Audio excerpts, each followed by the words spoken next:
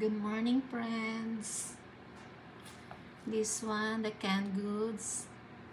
I let my friend to buy me this black beans. I like these black beans.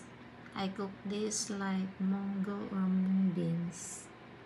Sauteed with onions, garlic, and tomatoes. Put some meat, chicken, pork, or beef. And then when you put a little water,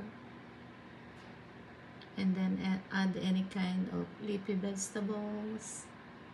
I put ampalaya here or kale. So this is the product of Aunt Penny's, and this is organic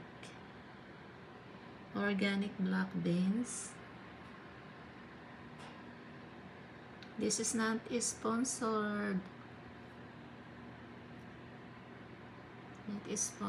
but I love to use black beans.